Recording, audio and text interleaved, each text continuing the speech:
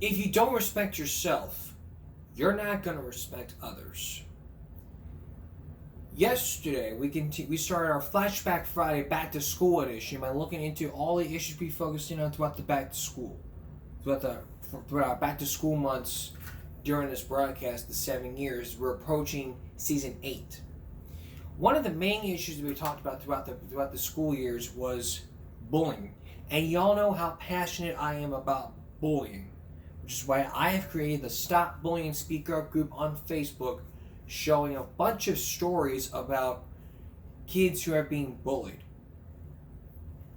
And so that's why I created it, and that's why I'm passionate about this on this broadcast, because really, schools don't care about bullying. If you don't respect yourself, you're not going to respect others. Take a look. You know, some people say I'm weird on the job or something like that. Not weird, but really. Yeah.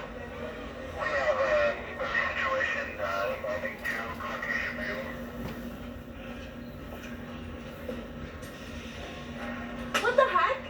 Hey, kid! Give me your iPhone 4, I'll lick your face!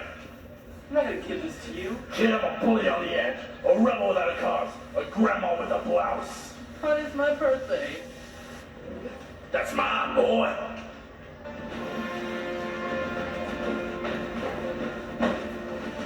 Is there bullying going on right here? Yeah, I just took this kid's iPhone 4.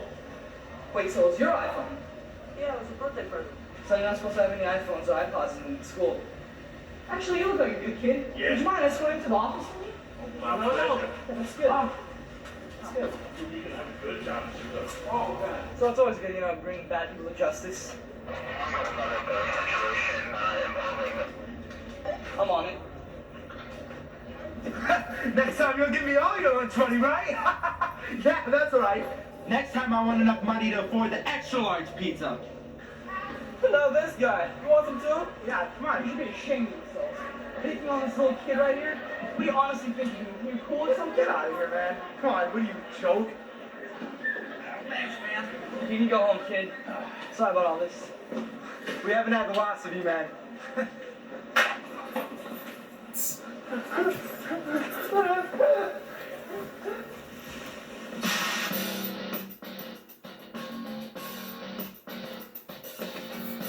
Now, dude, what is this on the side of your head? It's a banana smoothie or something. Chunky strawberry. Yeah, okay, looks good, doesn't it? It'll be good. Yeah. So yeah. Bye. That's fine. It's only the principal. Only principle.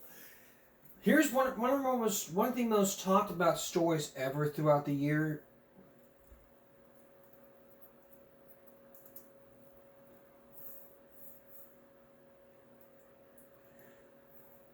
One of the most talked about bullying cases ever was a girl by the name of Adriana Kirsch. Now, if you don't know Adriana Kirsch, she was being bullied. She was bullied after she was being bullied, and kids at school picked on her because of what happened on social media.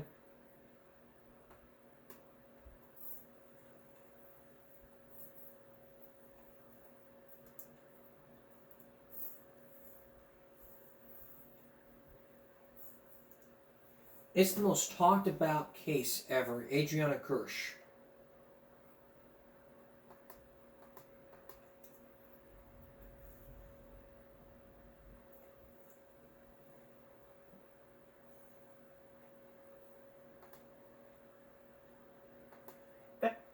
Thanks for checking out Guitar Tricks. And it only took the school just 2 days. 2 days. 2 days. 2 days after the video. Take a look.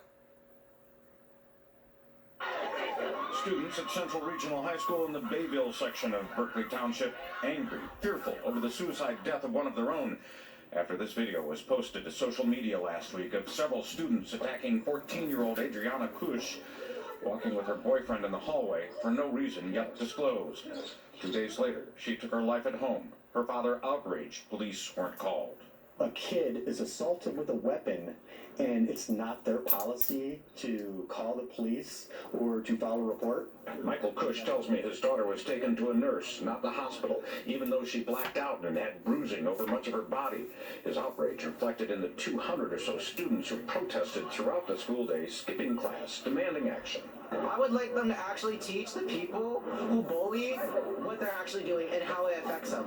Parents were here in support of their children, not demanding they go back to class. One neighbor here even sharing this video that shows her daughter drowning in her backyard pool and Adriana jumping in to save her life. She was like a daughter to me. She was at my house almost every day. This demonstration didn't end until the school day did. Pizzeria owner Tony Favola bringing pies with a strong message of support inside. The police wouldn't let him cross to the kids across the street. The support appreciated by Adriana's father, who thinks he knows the cause. I do know why it happened. It happened because these two haven't liked each other for a couple years, and she had been threatening my daughter online. The school is not commenting at this point, only sending home a letter alerting parents to Adriana's death. Michael Cush wants justice. It was a felony assault. They don't file a report. That's obstruction of justice. They're absolutely refusing to protect our children. I mean, why would anybody want to send their kids there? We went by the superintendent's office but have not heard back. The prosecutor is having no comment, but Cush... Basically, no comment at all. That was the biggest case ever. Later on, stupid in America. How we cheat our kids. Stay with us. As y'all know, yesterday we did a flashback Friday going back to all of our issues we focused on throughout the back to school months we've done throughout the 7 years of this broadcast. And it's all over the news. A kid gets suspended for this, and a third. Let's take a look at a couple of my favorites. Yesterday we looked at the dumbest reasons why kids get suspended. Now let's take a look at the news clips about kids who've been suspended for like basically helping out the school. Like this one. This student took a picture of a leak in a bathroom, and it caused her to get suspended, out of school suspension. I wonder why so many people say they want to learn guitar, but very few actually learn to play. It's simple. Too many. Yes, she took a picture of just some water coming out of a faucet, posted it on Twitter complaining about it. She never imagined what would happen next. Hazel Juco says when she saw discolored water coming from the sink at school, it upset her. I just took a picture of it, and then 4th hour is my newspaper class, and I went and talked about it with them. She posted the picture on Facebook and Twitter. Why? I always hope that something good will happen. We'll somehow have someone who wants to help us with money, because our school obviously doesn't have money. A short time later, she got called down to the office at John Glenn High in the Wayne Westland School District. She told me that I was being suspended for 3 days, OSS, for taking a picture. It's inappropriate use of electronics in the restroom. And everyone in my school, every girl takes selfies in the bathroom and makes it their profile picture on Twitter or Facebook or whatever, and no one has gotten in trouble. Dozens of students protested by tweeting bathroom pictures they took without getting in trouble. I called Wayne Westland Superintendent Dr. Michelle Harmala. She looked into it and says she found out high school administrators made mistakes. For one, they didn't report the water issue to maintenance, so she did. So I reached out to them. They sent a plumber out right away. We do have a piece of the pipe that leads to the faucet that was corroding and needs to be replaced, so that's underway right now. Dr. Harmala says the rule against cell phones in bathrooms aims to prevent inappropriate pictures of people, not building issues, and the punishment is inappropriate. She's going to make sure this out-of-school suspension is taken off your record. Oh, yes, I'm so happy for that. What does that mean to you? That means a lot to me. Dr. Harmala says what's important to her is that people learn from the mistakes that were made. She also says that students, if they see a problem in one of their buildings, there's actually an app for that. They can find it at the Wayne Westland Community Schools website, and they can actually take pictures of building problems and send it through that app, and then maintenance will fix it. Reporting live, Kim Russell, 7 Action News. Wow, so glad you can help that kid, Kim, and thank goodness she's back at school. And bottom line, they fixed the problem. Yeah. All right, thanks, Kim. Fix the problem. The message is overreact with zero tolerances. I mean, going back to zero tolerance, we'll go back to zero tolerance in just a minute. Kid constantly harasses student physically and mentally, potentially leading to suicide. Kids yell at a teacher. Kid peacefully spreads awareness about a problem in their school. You're suspended. Overreaction is like zero tolerances. Like I said, we'll get to that in just a minute. I can't tell what's more broke, the school system or what. This is basically a comment section. 85% the squirrel, 14% that's wrong for the school to do that, 1% stupid crap like this comment. An age-old authorization solution don't fix the problem, sounds like outcry. Take a picture in the bathroom. Post it on Twitter. Oh my God! She posted in the bathroom. I'm gonna just guilty. Profile pictures. Guilty.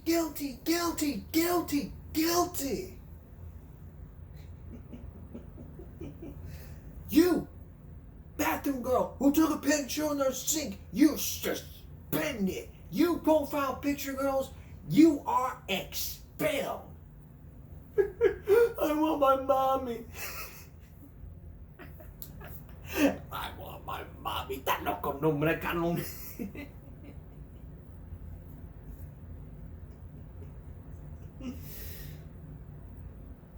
What's get spent for?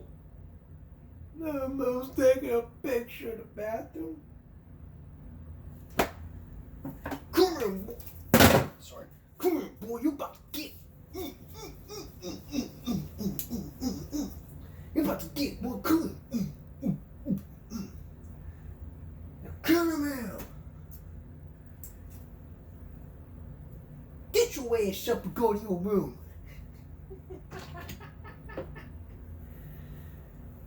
Oh my God.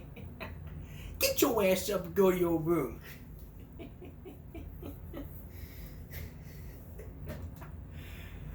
I got no idea what came over me.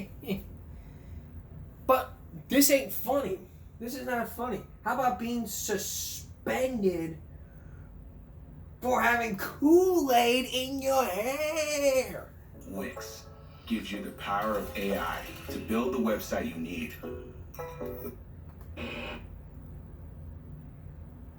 Take a look. There.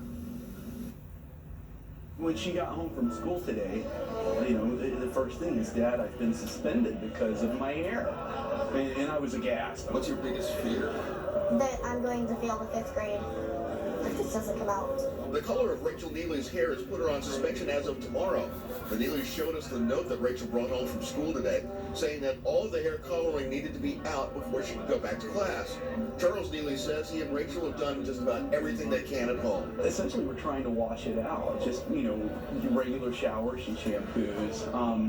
But her hair's very fine and it's blonde. It was hard for us to see any coloring in Rachel's hair until we looked at the back. Yes, there are still streaks of blue on the right-hand side, but Rachel worries if those streaks are disrupting anyone. It makes me kind of sad because they say it's disrupting other children and it's disrupting people. I don't really think that's reasonable. Rachel's father is worried that even professional hair dye could be risky for a 10-year-old. Do I bite the bullet and take her to a salon and have her hair professionally colored? Will she be resuspended when that color, it has to be a natural color, when it grows out, and then have her hair as blonde again? After all this fuss, what would Rachel tell other children if they want to try using Kool-Aid to color their hair? If you're going to dye your hair, dye a natural color. Charles Neely says that he'll be going to school tomorrow to find out what can be done to try to resolve this hair coloring suspension situation. We tried to contact school administrators tonight, but they were unavailable for comment. So we'll continue to work this story for you tomorrow, find out what happens to Rachel Neely, as well as when she might be able to return to school. Clyde, Carol? All right, Bill Price in Bright, Indiana. I hope this situation gets resolved. It got resolved. It got resolved.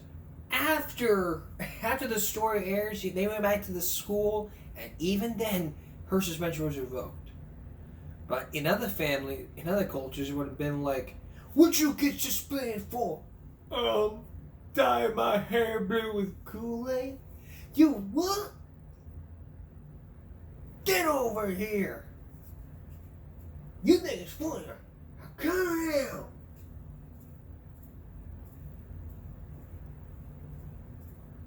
What don't you want from me? Get your ass on that table and do your homework.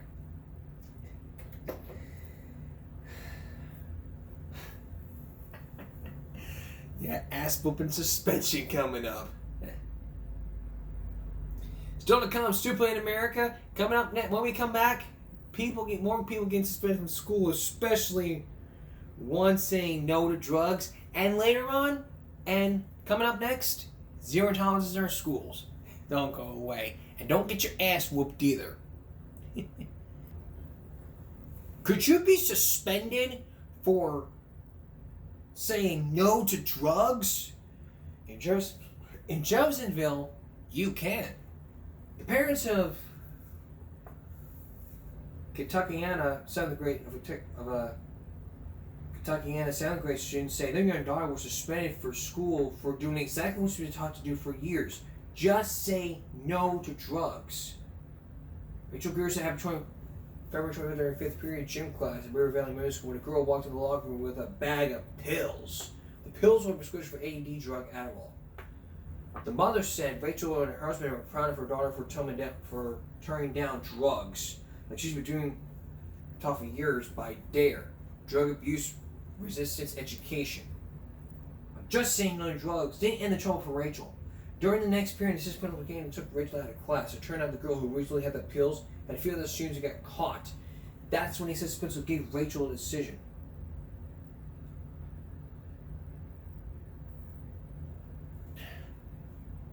That doesn't make any sense, but take a look at what the Young Turks had to say. A 7th grader was suspended for touching an Adderall pill. Yeah, I don't even know. I didn't realize that was merited suspension, and apparently a lot of people agree with us. We have video on this.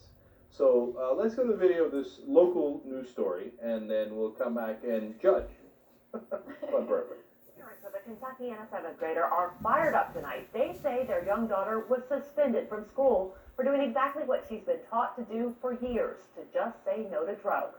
Wake 3's Connie Leonard joins us with the story tonight. Connie? Janelle, it happened at a Jeffersonville middle school, and it's kind of a strange case. The girl didn't bring the prescription drug to school or take it, but she admits she touched it. And in Greater Clark County schools, that's drug possession. It was 5th period when I was in the gym locker room. River Valley Middle School 7th grader Rachel Greer says it was Tuesday when a girl walked into the locker room with a bag of pills. She was talking to another girl and me about them, and she put one in my hand. I was like, I don't want this, and I put it back in the bag. And then I went to gym class. The pills were the prescription attention deficit disorder drug Adderall. Rachel's mom, Patty, says she and her husband are proud of their daughter for turning down drugs when she's been taught for years by DARE instructors at school. I'm proud of her. Her, subconscious kicked in and she said, nope, I'm not taking this. Here, you can have it back. But just saying no didn't end the trouble for Rachel. During my 6th period, about 1:30, they called Mr. Denny, my principal, came down and got me. The girl who originally had the pills and a few other students got caught. The assistant principal gave Rachel a surprising decision. And we're suspending you for 5 days because it was in your hand. Mom went to school officials. He said that she had wrote it down on a witness statement. And she had told the truth. He said she was very, very honest at that point, and he said he was sorry he had to do it, but it was school policy. According to district policy, even a touch equals drug possession and a week's suspension. The fact of the matter is there were drugs on the school campus, and it was handled, and there was a violation of our policy. Even if Rachel told the teacher right away, Wouldn't have been any different. District officials say if they're not strict about drug policies, no one will take them seriously. That's not a good policy. What are we teaching our kids? If you say no to drugs, you're going to get punished. That's not right. It's not. District officials wouldn't tell us how many other students were involved, but they did tell Wave 3 there were other suspensions and still other students were moved to an alternative school. Janelle? All right, thanks, Connie. The parents. All right. Well, I once saw drugs. Should I be arrested for that? In Kentucky, yes. Apparently so. I mean, I'm not seeing this wrong, right? This is retarded for the party. This is absolutely ridiculous. I mean, the school does have a zero tolerance drug policy, which most schools do, but she didn't take it. She wasn't, high at school. She blatantly said no, gave it back, and she's the one being punished. I mean, this just seems like such a bogus interpretation of school policies to me. Well, you see, this is why zero tolerance policies are so ridiculous. Because in the beginning of the story, I literally didn't believe it. I thought, well, that's what they're saying. But I bet there's a different side to that story. I bet if you ask the administrator, he'll say, look, we had some suspicion, but that she actually took it. And, sometimes how somebody's charged with a lesser crime because they can't quite prove the higher crime, etc. Exactly. Right? But no, the administrator was on tape there. And he said, no, she just touched it, and when we had to act, otherwise nobody's going to take us seriously. No, nobody takes you seriously when you do this. Exactly. No, because, look, think about it this way, too. If you say no to a drug, and you say yes to a drug, you can get punished either way. Well, doesn't that give you incentive to take the drug? Exactly. You want to have a little bit more fun if you're going to get punished. Yeah, I'm taking the 5-day suspension. Exactly. Let me see what that Adderall is all about. Okay, no, don't do that. Don't do that. Yeah, we okay. don't recommend it. No, but look, zero tolerance is ridiculous because it takes away all human judgment, and then it equalizes everything, And now I know that there's different punishments here, and some people got, expelled, etc., etc. Right? I get that, right? But you can't give people, this extreme punishment. And for a kid who turned down drugs, 5-day suspension. I remember I got suspended once in school, right, for a day, and I was like, whoa, that goes on my permanent record. And this girl didn't do anything wrong, and it's going to get 5-day suspension. I don't know. I don't think. In the end, she'll probably have a nice week-long vacation, but we can't have it. It's ridiculous. Absolutely ridiculous. Yeah. Now, and zero tolerance policies don't prove you're tough. They prove you're stupid. Okay? It doesn't mean you shouldn't be tough on drugs. If you catch them taking it, dealing, selling, bringing in, whatever, we got it, okay? We understand the concerns of parents. But there's not a parent in that school or anywhere else who would want that girl suspended for touching the drug and then saying, oh, no, I don't want it. Exactly. I mean, this is just teaching all these, impressionable kids that you can't trust, any type of authority. If that happened to me, I would have been, infuriated. You're doing the right thing. You're doing what everybody has told you to do, and look what happens. I mean... No, that's a really great point by Jackie, because think about it this way, too. Next time, if she didn't do anything wrong but touched something, or saw something, or smelled something, right? You think she's going to go to the principal? Hell no. Now you got all the... Look, I wouldn't want her snitching things out anyway, but no, but when she's in the principal's office, she's going to lie. I'd lie. Exactly. It's a rational course of, to take at that point, right? Right. And by the way, here's another thing. Now, if you're a student in that school, and you go outside, and this has happened to me when I was in school, and you smell weed, are you guilty? You smelt the weed. you don't touch it. Don't smell it. I know, right? Think about it. Oh, you smelling weed now? What'd you get suspended for? Smelling weed? Oh, you smoking some weed now? Come here. Come here, boy.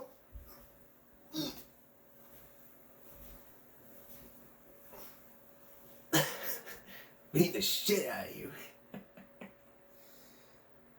Again, zero tolerance policies are stupid.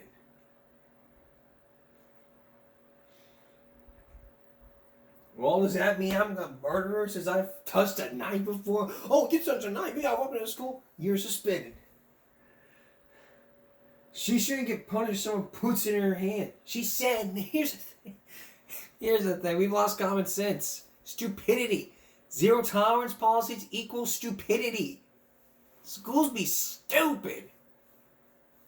Nowadays. Schools be stupid. I feel like I'm high on drugs.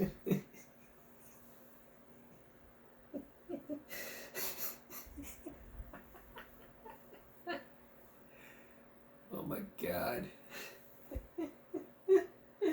And speaking of stupid,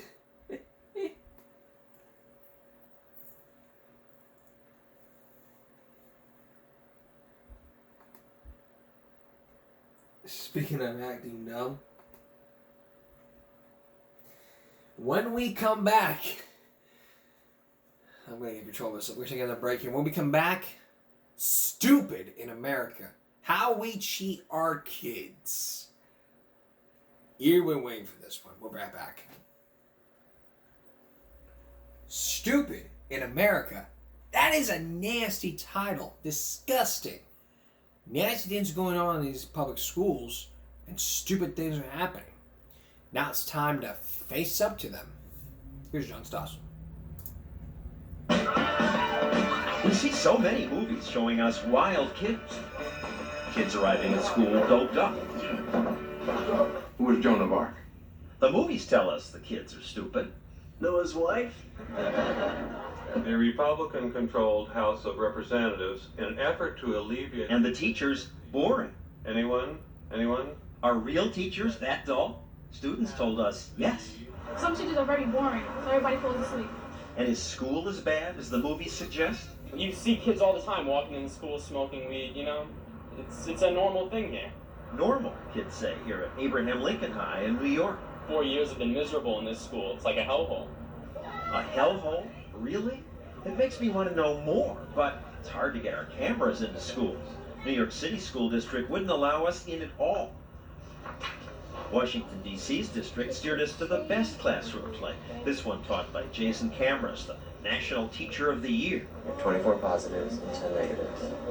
Draw it out. This is nice, and there are many outstanding teachers. But we wanted to take typical classrooms. We were turned down in state after state. Finally, Washington, D.C. did allow us to give cameras to a few students they handpicked at 2 schools they handpicked. One was this one, Woodrow Wilson High. Newsweek says it's one of the best schools in America. Yet what the students taped wasn't confidence-inspiring. This is Wilson High School. We dance. Note that the teacher's in the class when he does this. You would say, well, it's a game. On that day, this teacher had his world geography class playing Monopoly. Right now, we're going to ask Mr. Reiner what Monopoly has to do with world geography. Like Monopoly, we have countries that do better than others, based on where you live. It was after finals, and I don't know if Monopoly can help teach geography. But I do know that this teacher didn't have much control over his class. Bill, get off the desk and sit in your seat. Ladies and gentlemen, listen up. Let's look at Mr. it. Reiner. Raise your hand. It's hard to believe you can learn much while this is going on. Guys who are talking, stop. Please. Hey, listen. And this is one of America's best public schools. Put the dice away. Now you may be thinking, these things don't happen at my kid's school. 57% of American parents give an A or B grade to their kids' public school. The people in the suburbs say our schools are great. But they're not. That's the thing. And the test scores show that. Education reformer Kevin Chavis says American schools on the whole just aren't that good. And America isn't going to buy that. America's not going to buy America's that. been buying. Because America doesn't know what it doesn't know. Right. Most Americans don't know what stupid schools are doing to American kids. We gave parts of an international test to some high school students in Belgium and in New Jersey. Answer the questions to the best of your ability. What the Belgian kids think? Considering the test we usually get here, well, this was kind of a piece of cake. It's very easy. The New Jersey kids were also confident. How was the test? Easy? Hard? It was actually pretty easy. I think I did good. They have reason to be confident. New Jersey students in general test above average, and these kids attend an above average New Jersey school. But the Belgian kids cleaned their clocks. They got 76% correct. You got 47% correct. I'm shocked. Because it just shows how much advanced they are compared to us. This boy got the highest score among the Americans, but didn't come close to the top scoring Belgians. The test was so easy. I think that if the kids in America couldn't do this, they're really stupid. Stupid? Really? Jay Leno's routines make you think it's true. What state holds the Kentucky Derby every year? Think about it. The Tonight Show says these are not state. These are their real answers. And this. I think the name of this book, War and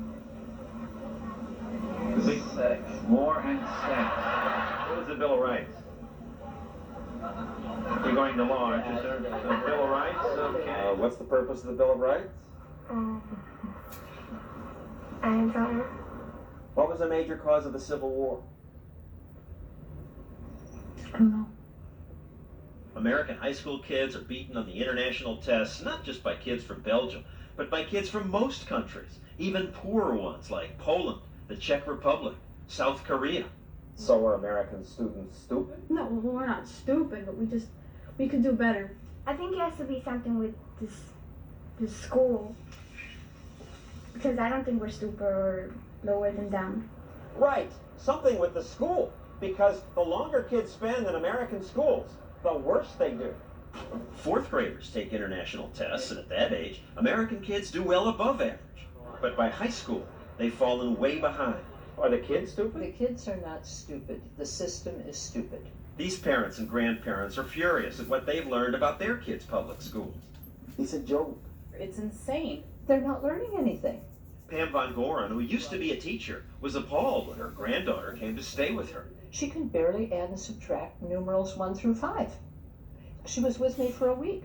She's reading fluently when she goes back, and she knows her math facts 1 through 20. In 1 week, you taught her Yes. what the school couldn't teach her in months? What's going on? Good question. And we're going to answer that question with, what is going on? Well, it's all about the money. The schools say they need more money. But do they? When we return, we're going to a school that just spent a lot of money and even puts white kids in taxi cabs. That's just racist stupidity right there. Stay with us. What's the biggest problem facing public schools? Money. That's what everyone says. Lack of money. Donations, car washes, baking cookies. Everybody wants more. It's like Xbox feeding Microsoft more money. This is how it is. Here again, John Stossel.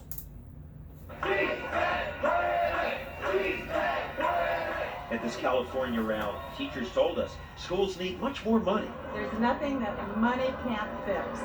In Massachusetts, parents baked cookies and sold all sorts of things. To raise money for a school system that is desperately trying to make ends meet. More money, please, say the South Carolina school officials. How much money would be right? How much? Ooh, millions. And if you really make it right. They're spending $10,000 per kid now. $15,000? $20,000? 20,000, 25, 30. The more the better. The more the better. That was the thinking years ago when a judge ordered more must be spent on Kansas City schools. So they did. $2 billion more. Kansas City built this Olympic-sized swimming pool, state-of-the-art gyms with indoor track, these computer labs, and more. They had so much money that when they wanted to bring in more white kids, they didn't just bus them. The Kansas City district used about 120 taxis. But the result of all this spending on student achievement? It got worse. By 2000, Kansas City schools failed to meet any of the state standards, and they lost their accreditation. If money were the solution, the problem would already be solved.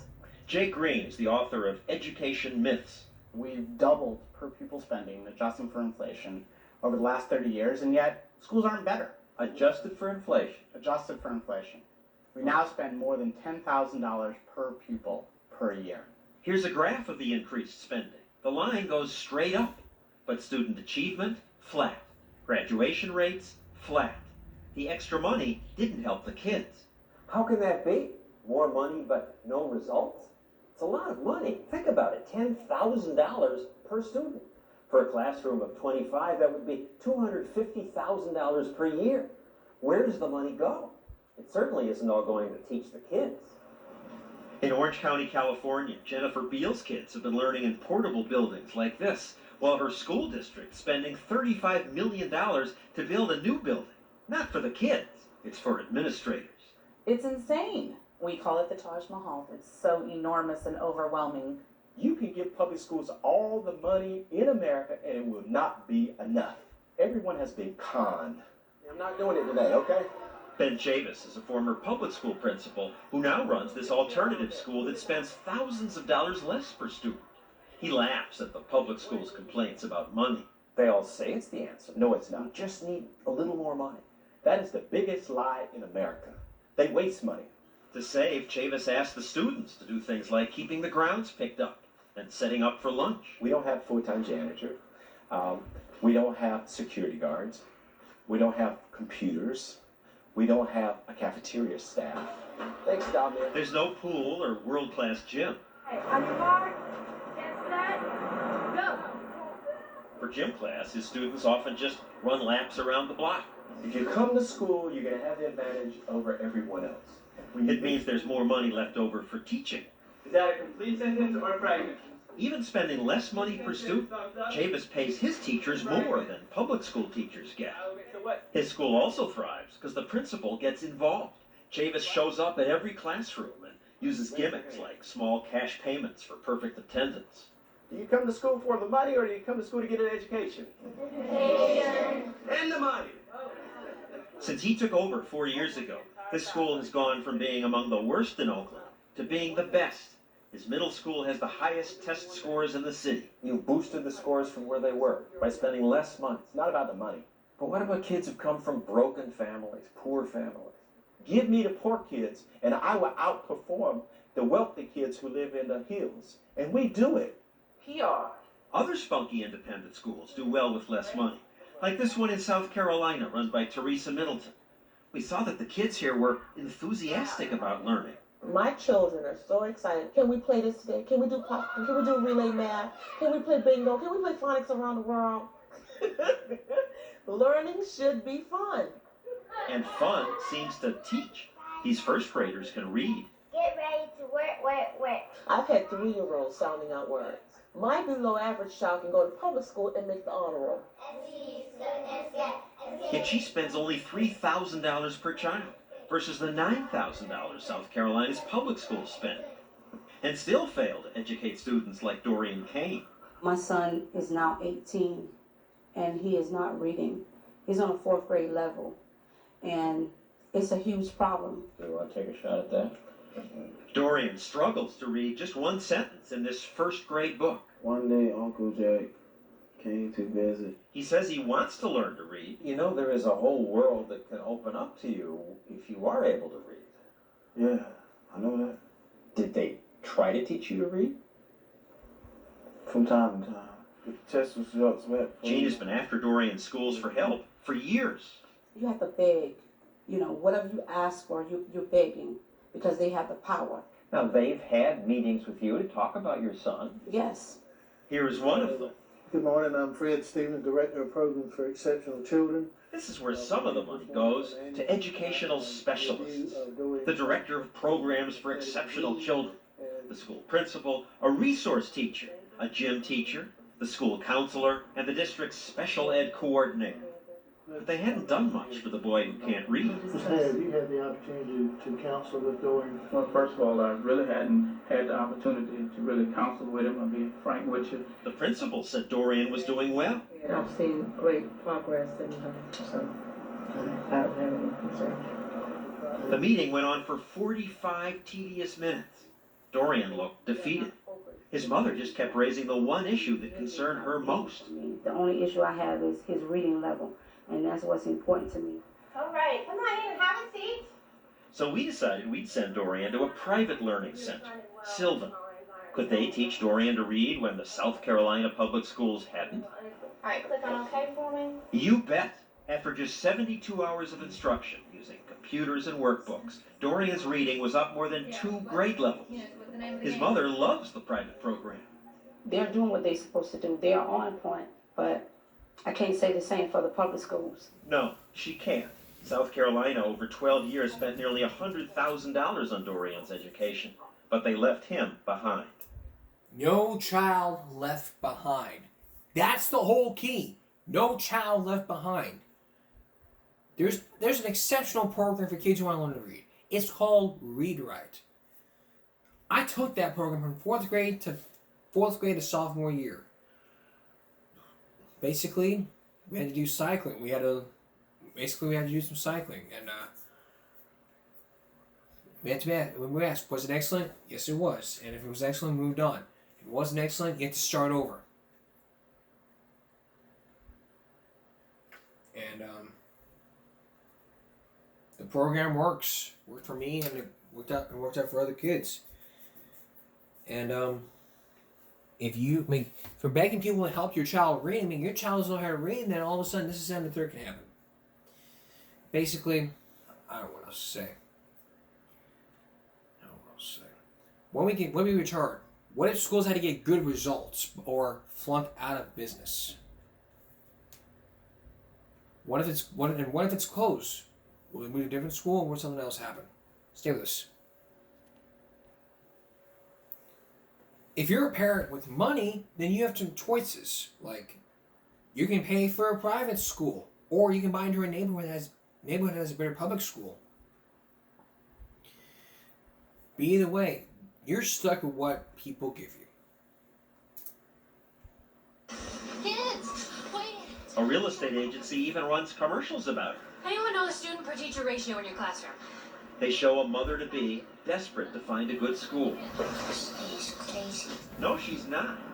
In San Jose, California, parents want to get their kids into Fremont Union schools. They're so much better than neighboring schools that parents sometimes cheat to get their kids in.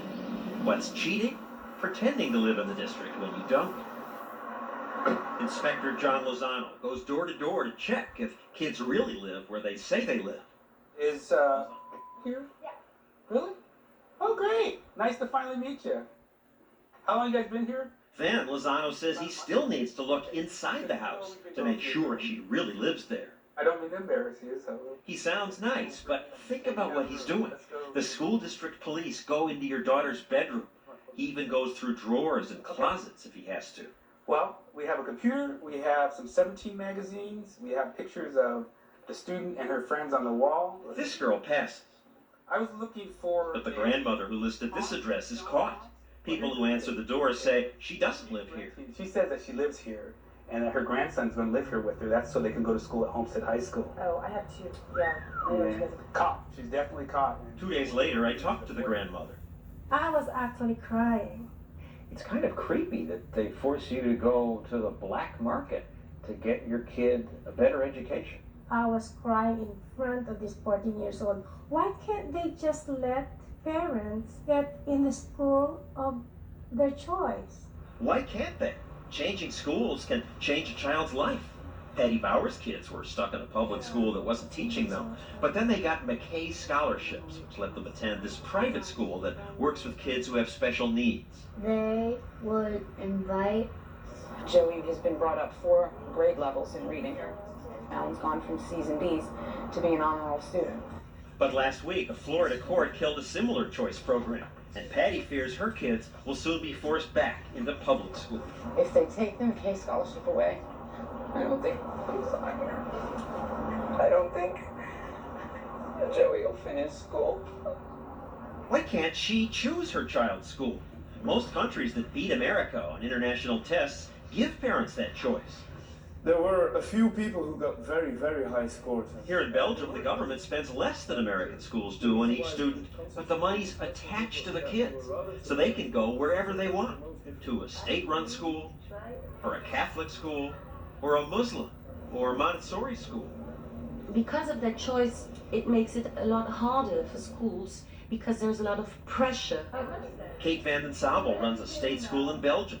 She says because the money is attached to the kids, she has to please the parents, and that makes a world of difference. If we don't offer them what they want for their child, they won't come to our school.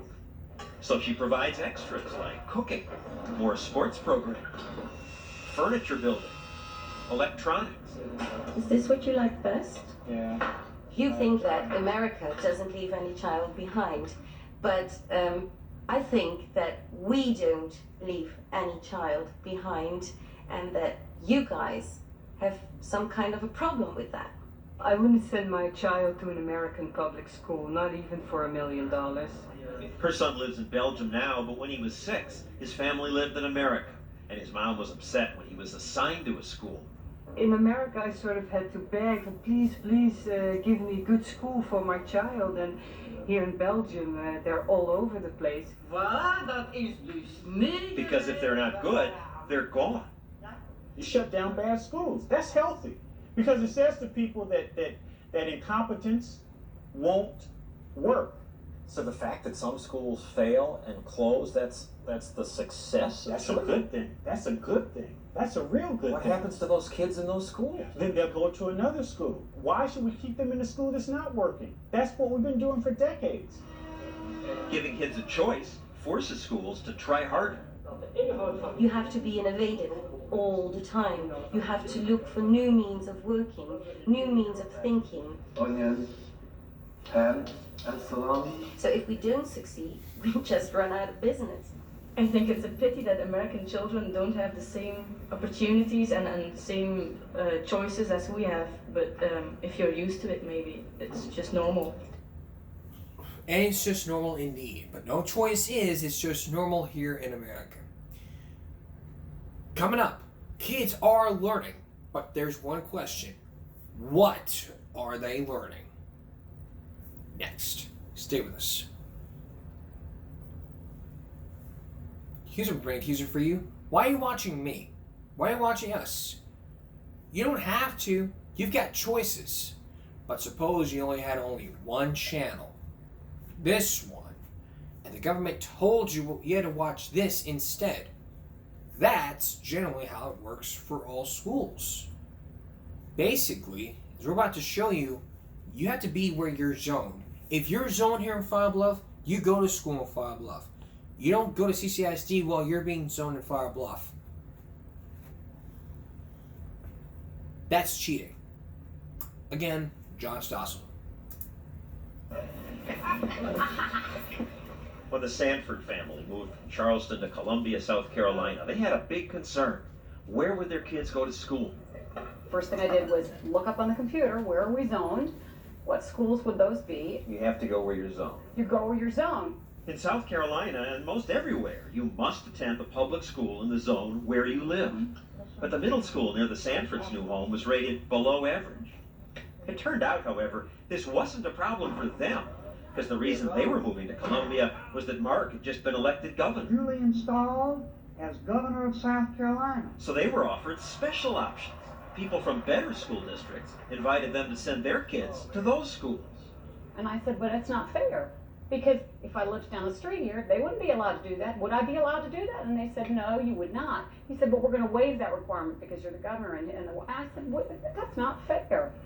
It's not fair, but that's often how it works in America. As we showed you, the kids of the privileged can escape bad schools by moving to where the better schools are. If you could buy a $250,000 or $300,000 house, you're going to get some great public education. But most everyone else is stuck with what the government gives you. Being in a public school system, no matter how much you complain about it, no matter how much you cry about what's going on with your children are stuck because of their zip code. These South Carolina parents say their kids' public schools were bad. They're not teaching the kids. If you hadn't pulled him out of the public schools, I think it would have ruined his life. Dale's grandson said some of his public school teachers helped him pass tests by telling him to cheat. They were giving him the answers? They were giving him the answers, and he said they're teaching me to cheat so they could pass him on to the next grade. The No Child Left Behind thing, you know. Send him on up to the next class. Get him out of here. They really did not care. Lizzie Murphy's son was in kindergarten for a year without learning the basics of writing. He just learned to write his name, and that's through me telling him that an M is a hump hump. A kindergarten can barely write his name. What's going on? What are you doing? What are they doing? If you compare SAT scores state by state, South Carolina ranks last. I want to tell you that if you look at every indicator for South Carolina schools, South Carolina is not last. Inez Tenenbaum has been state superintendent for schools since 1998. We have been ranked as having some of the highest standards of learning in the entire country. Well, maybe you set high standards, but the kids don't achieve them. We are ranked #1 in the country for improvement on SAT. But if you 32 start points. at the bottom, it's easier to improve. You've improved and you're still last. SAT is an indicator that really shouldn't be used to judge any state. We're making tremendous progress in South Carolina, and we're very proud. Why be proud? Half the kids who start high school in South Carolina don't graduate in 4 years. And the state's first family was afraid to send their kids to the school they were zoned for. It's too important to me to sacrifice their education. I get one shot at it. If I don't pay very close attention to how my boys get educated, then I've lost an opportunity to make them the best they can be in this world. They decided to send their kids to private school. And the governor then proposed giving every parent in South Carolina that kind of choice. Does one size ever fit all? He said state tax credits should help parents pay for private schools. Then they would have a choice. Choice is external pressure. The public has to know that there's an alternative there. It's just like, you know, do you get a Sprint phone or an AT&T phone? He's right. When monopolies rule, little gets done. Think about where we wait in line the longest. At monopolies, the motor vehicles department, the post office, or the extreme example, the former Soviet Union. People waited in line an average 2 hours every day, 5 years over a lifetime. In this Moscow restaurant, I waited endlessly while waiters sat or talked to each other because with no competition, there's no incentive to wait on me. In America, the phone company was once a government-supported monopoly. All the phones were black and all the calls expensive. It was illegal to plug in an answering machine, installing a foreign device, the monopoly called it. So the next time you complain about your phone service... This clip from Saturday Night Live is a good description of monopoly service. We don't care. We don't have to. We're the phone company. But take away monopoly status and poof, suddenly customers matter. Your choice of cool phones. Think about the choices competition gives you when you buy a cell phone. Can you hear me now? There are dozens of plans to choose from based on how many minutes you want, how big your family is, and a million other things. Great deal on a cool phone. Why can't kids benefit from similar competition in education? People expect and demand choice in every other area of their life. Letting parents choose, he said, would encourage schools to compete. And they quickly offered parents things like music schools, schools with uniforms, schools that open earlier, keep kids later, virtual schools where kids learn on the internet, sports schools. Then who knows what ideas might bloom? It empowers parents that will ultimately improve education. The governor announced his plan last year, and thousands of parents cheered the idea. But most public educators and politicians didn't. School boards objected. Teachers' unions objected. PTAs even sent kids home with a letter saying, contact your legislator. How can we spend state money on something that hasn't been proven? It would decimate public education in South Carolina, and it's just not good for us. South Carolina's public schools are performing well. The teachers' union objects to any program that would use tax credits or vouchers to let kids escape public schools. They paid for ads that argued schools are getting better. Discipline is improving. Legislators voted down the governor's plan 60 to 53. The superintendent of schools was relieved.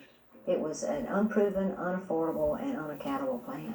Well, it's unproven because politicians and unions won't let anyone try it. I think if you look at every indicator, you will see that South Carolina is going straight up in terms of academic achievement. We are not in crisis. We have a plan. We need to stay the course, and we will see remarkable success over the next few years. Well, hope that happens. But how much success can there be in a monopoly? The monopoly in one town wouldn't just fire a teacher that sent sexual emails to a 16-year-old student. Firing teachers costs money. That story when we return. Stay with us. The school system isn't calcified because it's a government-run monopoly. There's another blockade to worry about. The blob. It's like Jabba the Hutt. The blob is the teachers' union, the janitors' union. Every union you can think of for school-related issues, that's the union. You're about to meet that one person who runs the union and see why it costs money to fire just one bad teacher. Here again, John Stossel. The teachers, united, will never be defeated. It's a union-dominated monopoly. The muscle and the zeal that built our union is still with us. Teachers' unions in this country are very influential because they want to get something done or stopped. They can assemble a crowd. 20,000 people and thousands more wanted to be here. Randy Weingarten heads New York City's teachers union. She put out the word and thousands of teachers filled Madison Square Garden to demand a new contract with more money. You are heroes. Some teachers are heroes, but not all. Most of the teachers, they don't really care. One of my teachers tells me he does this for the health benefits. I've seen teachers come to school intoxicated. This seems odd because teachers I know want to help kids learn. Many turn down better paying jobs to teach. But in union schools, there's a problem. We tolerate mediocrity, and people get paid the same, whether they're outstanding, or whether they're average, or indeed, whether they're way below average. Joel Klein's chancellor of New York City schools, the biggest public school system in the country. Fourth grade, a very big year. He says the teachers' union's rigid contract makes it very hard to fire any teacher, even dangerous ones. I mean, we've had sex cases, acknowledged sex cases. One teacher sent sexual emails to Cutie 101, his 16-year-old student. This is the most unbelievable case to me because the email was there. He admitted to it. It was so thoroughly offensive. And he confesses. He admits it. I mean, you have the email. He admits that he did it. You can't fire him? It's almost impossible. The school board says it's almost impossible to fire a teacher. Our union has actually stepped up to the plate and said, we'll police our own profession. Well, I'd like to police my job too, but that's not how it works in life. Except that bosses make these decisions. If the cases are legitimate, they should bring them. There are procedures. It's in the contract. If teachers incompetent, they can be let go. It takes years. These are the steps a principal must follow to fire a bad teacher. Look at this thing. The teachers' union got so many protections to make sure principals don't fire unfairly or play favorites that principals rarely even try to jump through all these hoops to fire a bad teacher. In the last 2 years, says Klein, only 2 teachers out of 80,000 have been fired for incompetence. It makes no sense. And you don't know other places where this goes on. This is not like you can say they're doing this at IBM or some other place, right? This is unique to our environment. I'm not sure I understand how to manage a government civil service organization. GE's Jack Welch was revered as a great manager.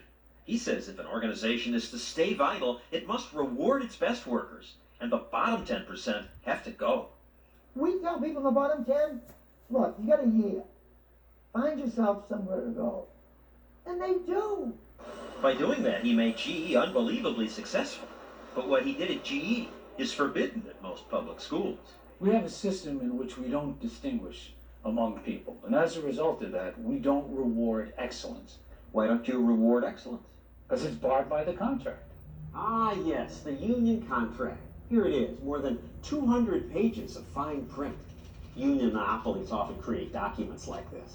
It's not just 200-page contract. You got all these addenda that are incorporated into the contract. You're talking about hundreds and hundreds and hundreds of pages more. So it is a regulatory nightmare. So much so that he couldn't just fire that teacher who sent those sexual emails. Up, down, around, everywhere. We've paid him. He hasn't taught, but we have had to pay him because that's what's required under the contract. Paid him more than $300,000. Only after 6 years of expensive litigation were they finally able to fire him. Hundreds of teachers who the city calls incompetent, racist, dangerous, or guilty of sexual misconduct have been paid millions. And what do they do with those teachers? Well, they put them in the rubber room. That's what they call it. It's not really made of rubber, but it's a big empty room in this building and 4 other buildings around town.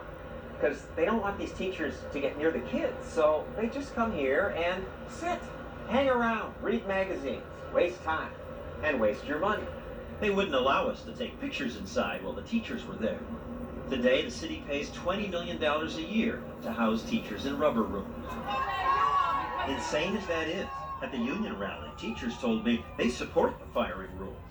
What if a principal says, you're a lousy teacher, I want to fire you? That's not right. You prove it.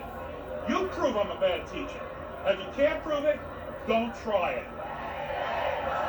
Everywhere, unions resist the practice that made GE and other organizations successful. Weed out the bad. There aren't really bad teachers. The rules must stand, say unions everywhere. Wisconsin public schools are great schools. Test scores are up. The teachers' unions spend millions on ads saying the schools are great. There's an explosion of excellence in New York public schools.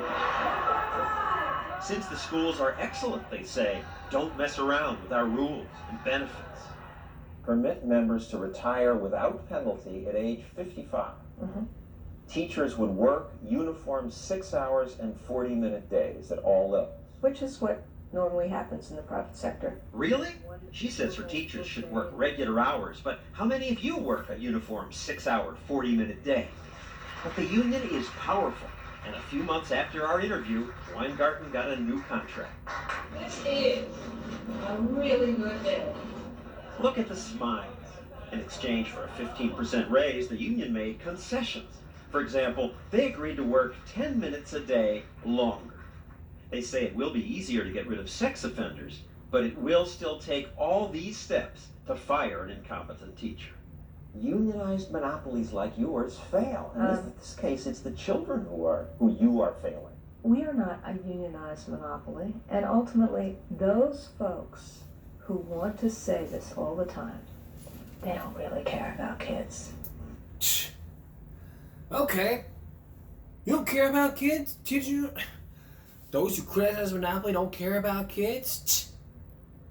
How rude. Please. Oh, please. After this was aired, the teachers' unions marched on John Stossel's doorstep and offered him to teach, and they said no. And they said, no, you can't do that. But what's more being done? When we return, we're going to charter schools. That's to where you gotta win big. A lot of them want that, and we'll show you how they got it. Stay with us. And now the conclusion to our story.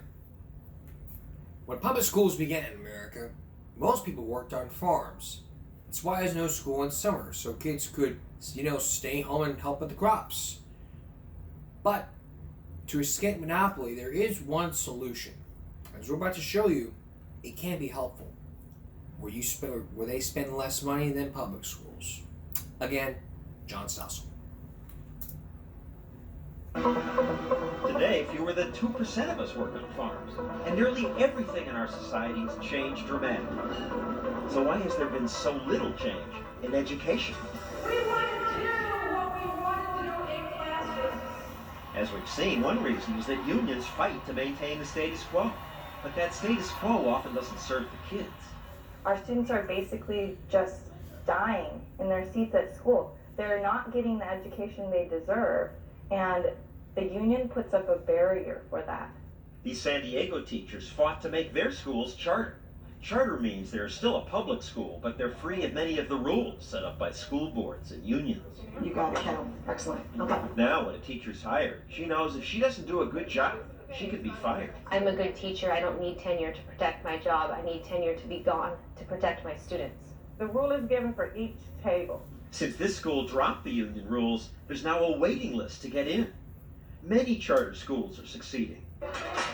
Friendship Charter High is located in the same dangerous part of Washington, D.C. as Ballou High, one of the city's poorest performing schools. Hey, give me my money, I'm gonna kill your ass. The student populations are similar, mostly poor and minority. I think he's a good friend. But at the charter school, there is order. The kids are on task and doing better. 95% of the graduates get into college. Is this school better than the public high school? Yes. Of course. Well, why of course? The charter students recognize that their school is different. The teachers, they say, they're happier to be here. What does the hyperbola always have to have in it? This teacher got Rashawn Miller interested in math, a subject she used to hate. What'd she do differently? She makes it fun. She makes it fun. Then yeah. Making it fun could help them keep their jobs. She's here because a third of the previous teachers were fired. I love teaching here. The best teachers make extra money. We can give bonuses. We can have Saturday school with pay. We can do summer school and reward certain teachers. The kids see the results. And people here care more? Yes, definitely. Good morning, get the jacket off, phone up. Friendship's principal knows if the school doesn't perform, he'll be held accountable. We can be closed. We can't settle for just being good enough. This makes charter schools innovative. And if a teammate asks for help, what do we do? Yeah. This one keeps kids in school till 5 p.m. Hello? And teachers give kids their cell phone numbers. Hello? Hello, Miss Phone. And in the evening, every teacher must be available to answer questions. I had a question on the review sheet. Okay. I get phone calls at all hours of the night. Hello? Teachers say the kids call constantly. Hey, Christelle, what's up? So many kids want to get into those schools, the schools have to hold lotteries like this one. 358-1051. The suspense is unbearable. I pray that they're gonna pick home. So much is at stake. The winners get a shot at a better future. They spin the drum. Number 11. Look at that smile. Look at her smile. Listen to her delighted scream. But why do they have to win a lottery? If school money were attached to the child in the form of a voucher, every parent could take their child to new schools. Vouchers, no! Vouchers, no! But lots of people hate vouchers. No public money for private schools! Last week's Florida court ruling against vouchers came after this teacher brought a suit. To say that competition is going to improve education, it's just not going to work. You know, competition is not for children. It's not for human beings. It's not for public education. It never has been. It never will be. Why not?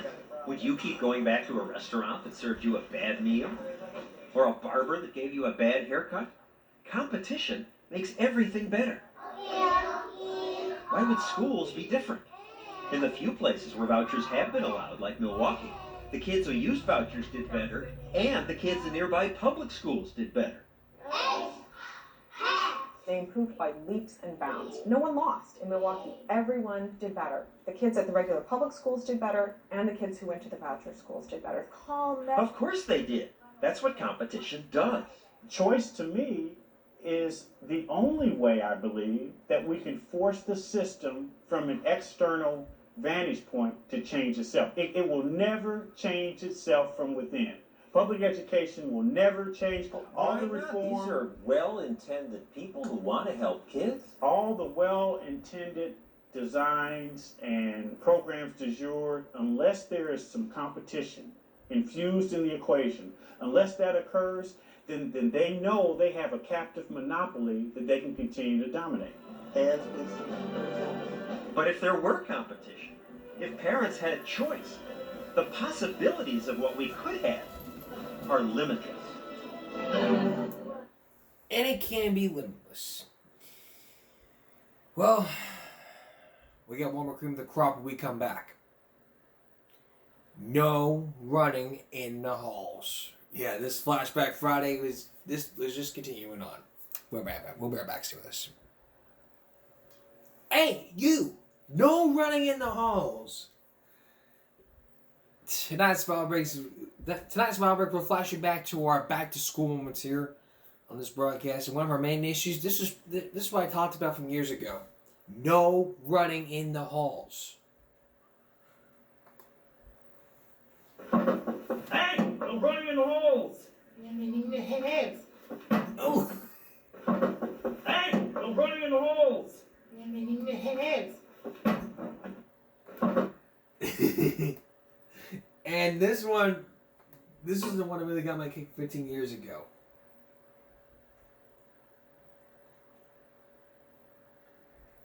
Take a look at this one.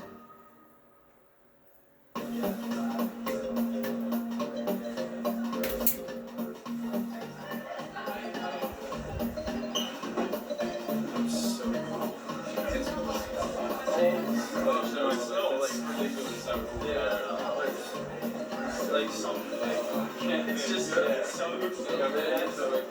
Oh man. You must have a vagina. Get up. Get up. Get up.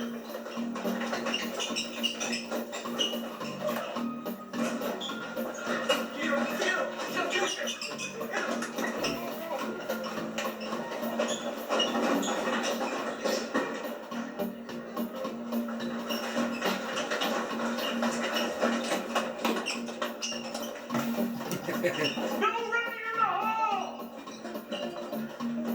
Crazy kid.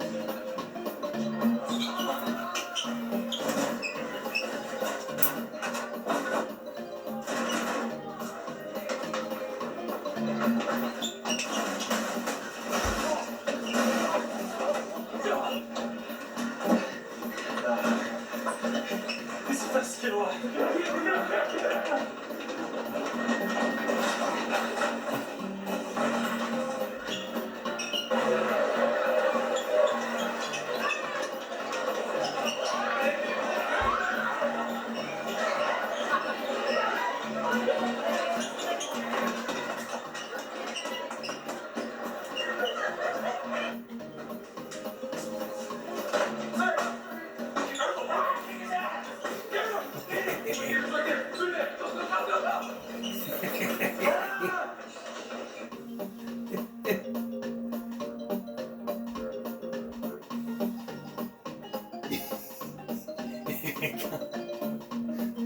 Come back here!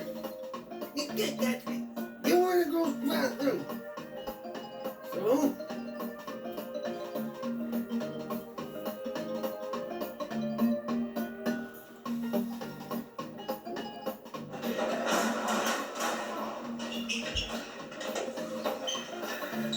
No, wait. I don't have a vagina. He does.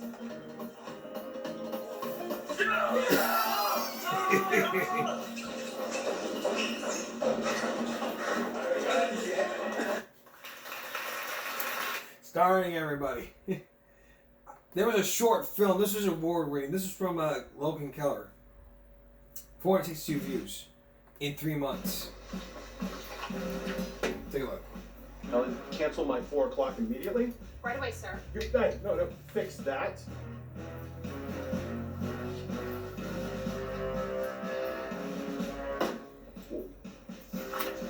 Does this look like a recycling bin to you?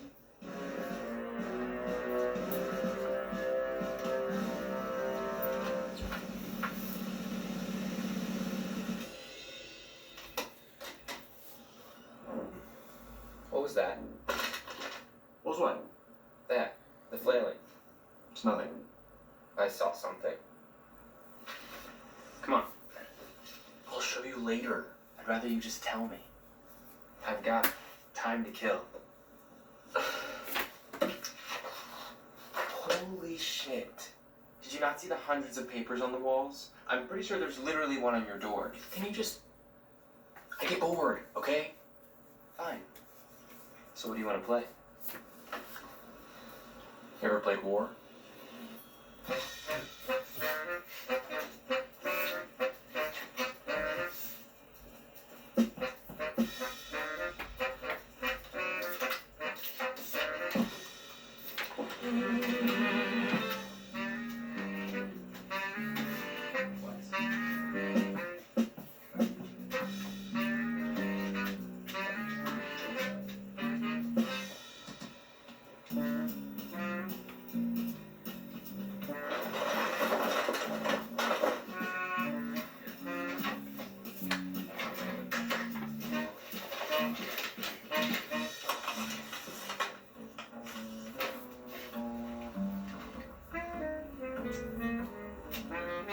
That's bullshit.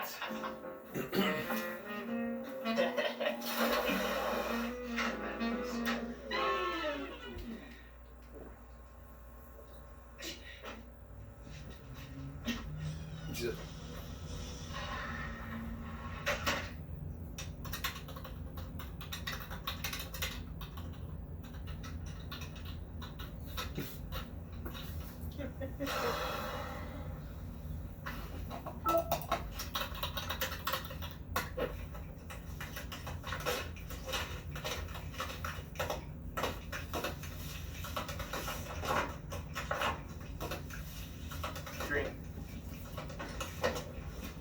We gotta be more careful. Should we even continue? Yes, obviously. I don't know. John's right. We almost got fired. Brett.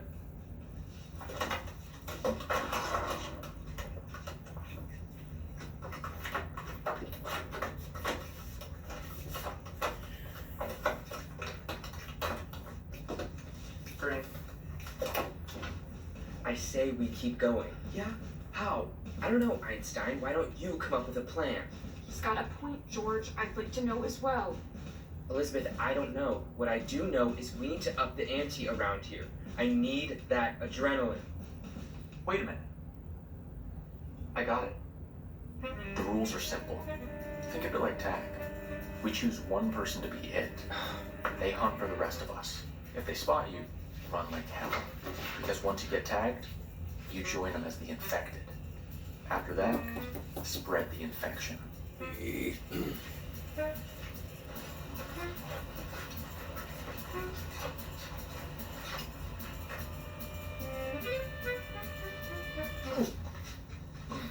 think I'm stupid? I don't know what you're talking about. Do you think he is stupid? I guess just go ahead and tell him that. You were gonna tell him anyway, right? He and I don't care about your stupid games. What? Then why rat us out? And what's with all these then? He knew all of it. From your lonesome game of solitaire to this very game of infection. He doesn't like to be excluded, Thomas. And frankly, neither do I. Okay, Helen. I have an idea, but I need you to do something for me first.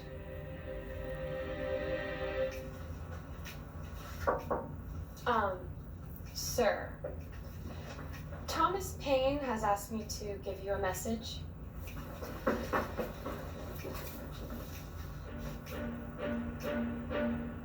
You're it, sir. Can I play with you guys? Ew, no, get away. No one wants to play with you. You're weird. Why would anybody want to play with you?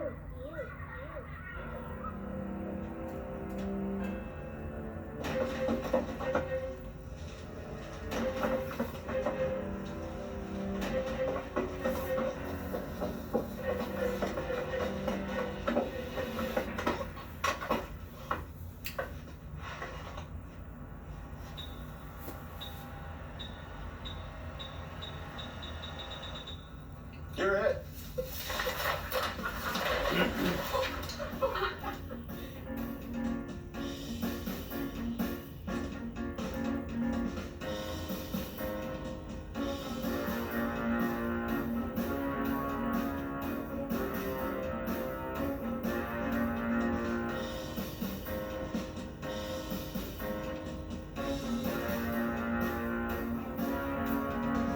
Wow.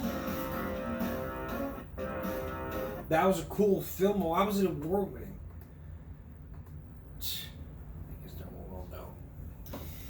That's gonna be it for now. Join all of us at YouTube next time for another edition of Give Me a Break. Stop bullying, speak up. Concentration, not strength. No jaywalking. Have a good night.